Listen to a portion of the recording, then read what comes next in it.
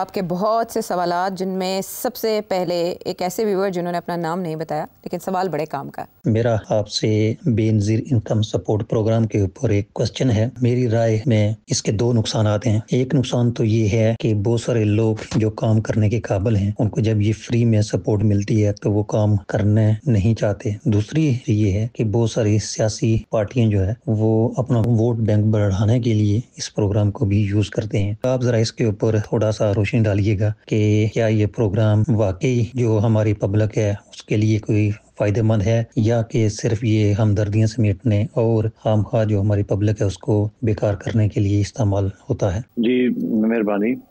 अर्ज ये है जी कि ये जो प्रोग्राम है इसके पीछे जो फलसफा है कि डायरेक्ट कैश ग्रांट देनी चाहिए लोगों को, उनकी जो गुर्बत है उसको दूर करने के लिए या उनकी सहूलत के लिए।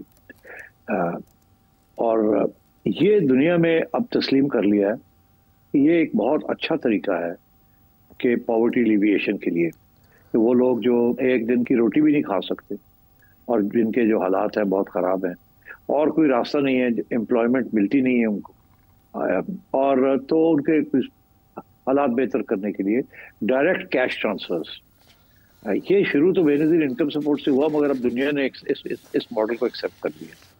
और मौक़िफ़ ये है कि इनफैक्ट ज़्यादा होना चाहिए, ज़्यादा पैसे देने चाहिए। हाँ, इसका आप समझें कि एक किस्म की इंश्योरेंस है, एक किस्म की जैसे नेशनल हेल्थ सर्विस है यूके में कि आपको हेल्थ फ्री मिलती है,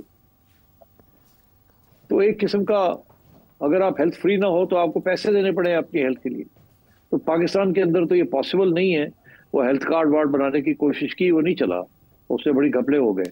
तो मगर ये एक ऐसी चीज़ है कि आपकी जेब में पैसे आ जाते हैं, फिर आप जैसे मर्जी खर्च करें। ये हमेशा इकोनॉमिक्स के अंदर यही पढ़ाया जाता है कि फ्रीडम ऑफ चॉइस, कि आपको फॉर एग्जांपल मैं आपको बताऊं, शादी हो रही है किसी की, तोहफा देना है तो पैसे दे देते हैं, और कोई गुलदस्ता या कोई छोटे मोटे फिजिकल प्रेजेंस लेके क्यों नहीं जाते? ये इसलिए क्योंकि जब पैसे देते हैं तो जिसको पैसे मिलते हैं उसकी फिर आज़ाद होता है वो कि इसको मैं कैसे खर्च करूं। इसके साथ उसकी बेहतरी, उसकी जो आउटलुक है, वेलफेयर जिसे कहते हैं, वो बेहतर होता है। अगर आप उसको कुछ चीज़ दे देंगे, वो ना उसके काम की है ना उसको चाहिए, वो पड़ी रहती है, वो उसकी बेहतर ये है कि आप पैसे दे दें, कैश दे दें।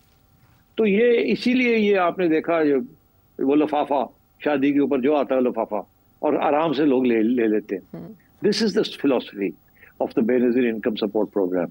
ये नहीं है कि जी लोग काम नहीं करेंगे, यार उनको तो पहले ही मुलाजमत नहीं मिलती। पाकिस्तान के अंदर 40% से ज्यादा अनएम्प्लॉयमेंट है, लोग पॉवर्टी लाइन पे हैं, और अनएम्प्लॉयमेंट जो है वो 20-30% से ऊपर जा रही है। तो इसलिए ये इशू के जी वो फिर काम नहीं करेंगे, ये this is not, it doesn't work, ये गलत है, ऐसे नहीं होता, क्योंकि पैसे बहुत थोड़े मिल रहे हैं। एक दूसरा ये कि ये खवातीन के लिए हैं ताकि वो फैमिली चला सके अपनी, ताकि घर के अंदर वो चूल्हे जल सके, और ये छोटा सा अमाउंट है। जो फलसफा है वो तो ये है कि और ज्यादा होना चाहिए ये सपोर्ट प्रोग्राम, क्योंकि और कोई तरीका नहीं है उनके लिए, स्पेशली वुमेन, क्योंकि वो काम घर में करती हैं, और इसलिए उनको कोई थोड़ी बहुत स्पेंडिंग मनी मिल जाती है जो कि शायद उनका बंदा जो है वो नहीं लेके ला रहा उसके, और पूरे खर्चे पूरे नहीं हो रहे, और थोड़ी सी औरतों के मजबूत हो जाती है उनकी आउटलुक, ताकि 4 पैसे उनको मिल जाते हैं। सो आई थिंक आपका ये जो खौफ है कि या फिक्र है कि शायद ये मिसयूज हो रहा है, ये सही नहीं है। दूसरी बात ये है कि आपका ये कहना कि जी शायद वो सियासी तौर पे अपने सपोर्टर्स को देते हैं, एक्चुअली ये पूरे सर्वे करके, और इसमें काफ़ी साइंटिफिक बेसिस बनाया गया है बेनज़ीर इनकम सपोर्ट प्रोग्राम का, कि ये सियासी तौर पे इसको इस्तेमाल ना किया जाए। अक्रॉस द बोर्ड जहाँ जहाँ गुर्बत है, जिन जिन इलाकों में है, वहाँ टारगेट किया जाए, और ज़रूरी नहीं है कि वो किसी एक सियासी जमात का गाड़ा है या किसी और सियासी जमात का गाड़ा है। तो इसके ऊपर भी बड़ी रिसर्च हुई है और बड़ी कोशिश की गई है कि इसको न्यूट्रल रखा जाए, सियासी ना रखा जाए। तो इसलिए आई थिंक आपके दोनों ऑब्जेक्शन जो हैं वो फैक्चुअली स्पीकिंग वो सही नहीं है। फैक्चुअली ये है कि ये पॉलिटिकली जिस हद तक न्यूट्रल हो सकता है ये न्यूट्रल है, पहली बात। दिस इज नॉट बायस्ड इस एक पार्टी के हक में या दूसरी पार्टी के हक में। और दूसरा ये है कि ये बेहतर तरीका है जो गरीब लोग हैं उनकी थोड़ी मदद करने के लिए। ठीक, और अब स्वाद से जहां से ये जो पाकिस्तान और अमेरिका का जो रिश्ते है, ये किस हद तक महदूद हो सकते हैं? क्या ये इस तरह रिश्ते बन सकते हैं जो हाल ही में इंडिया और अमेरिका का जो रिश्ते थे, जो इंडिया को एक लाडले के तौर पर पेश करता था, जैसा इंडिया रशिया से भी तेल खरीदता था, ईरान से भी खरीदता था, तो उसको कुछ भी नहीं था, लेकिन अगर पाकिस्तान खरीदता तो उसके ऊपर सैंक्शन वगैरह का धमकियाँ मिलती थी। तो अब तो वो हालात नहीं है, लेकिन क्या जो अब अमेरिका और पाकिस्तान का जो दोस्ती बन गया, तो ये जो ईरान का सदर का जो दौरा है पाकिस्तान आने का, तो जिस तरह पाकिस्तान ने बयान दिया है ईरान की जो हरी प्रोग्राम है उसको सपोर्ट करने का और इसराइल के खिलाफ कुछ बातें करने का, तो क्या पाकिस्तान भी इस तरह लाडला बन सकता है या नहीं? ये कुछ बस वक्ती तौर दोस्ती है? जी, ये वक्ती तौर पे दोस्ती है। पाकिस्तान अमेरिका का लाडला नहीं बन सकता, क्योंकि लॉन्ग टर्म में पाकिस्तान के पास कुछ नहीं है जो अमेरिका को दे। अमेरिका के शॉर्ट टर्म इंटरेस्ट हैं। अमेरिका इस एरिया से चला गया है। आपको पता है पाकिस्तान लाडला था अमेरिका का, कितने साल, कितने दिहाइयाँ रहा, क्योंकि वहाँ उस वक्त ज़रूरत थी उनको पाकिस्तान की। अब उनको ज़रूरत नहीं है पाकिस्तान की। अब उनको दरअसल इंडिया की ज़्यादा ज़रूरत है चाइना के खिलाफ खड़ा होने के लिए। इसलिए ये जो अभी हुआ है ये शॉर्ट टर्म है। अभी इंडिया के साथ मेरा ये मौक़िफ़ है कि इंडिया के साथ तल्लुकात अमेरिका के फिर ठीक हो जाएंगे। जैसे इंडिया के अमेरिका के रूस के साथ ठीक होते हैं, उसी वक्त इंडिया के साथ भी ठीक हो जाएंगे तजारत वाले। और ये जो इस वक्त जो पिकअप हो रही है, अर्थक्वेक आई है इंडिया के अंदर, ये आहिस्ता आहिस्ता आप देखिएगा आगे जाके ये मसले हल होने शुरू हो जाएंगे। बिकॉज अमेरिका का लॉन्ग टर्म दुश्मन जो है वो चाइना है, और लॉन्ग टर्म फ्रेंड जो है जो चाइना के खिलाफ है वो इंडिया है। ये नरेंद्र मोदी का चाइना जाना, इससे कोई फर्क नहीं पड़ता कि जी वो उधर जा रहा है वो इधर जा रहा है। नो, लॉन्ग टर्म में China is the threat to America and the western world. और सब कुछ जो कुछ हो रहा है इस वक्त ये टेम्पररी है। लॉन्ग टर्म इंटरेस्ट जो है वो वही है कि चाइना के खिलाफ महाज बनाया जाए, और उस महाज के अंदर India is the only country इस रीजन के अंदर जो रोल अदा कर सकता है। अभी भी आपने देखा इंडिया ने बड़ी चालाकी की है अपना इशारा करने के लिए कि हम अब पुराने एजेंडे के ऊपर कायम है। अभी ये चले गए थे ऑस्ट्रेलिया के अंदर मिलिट्री ड्रिल्स करने, और ये ऑस्ट्रेलिया वहाँ उन्हीं का हिस्सा है क्वाड का। तो आजकल क्वाड जो थोड़ा नीचे हुआ है, ये वापस इसकी अहमियत बन सकती है और बनेगी।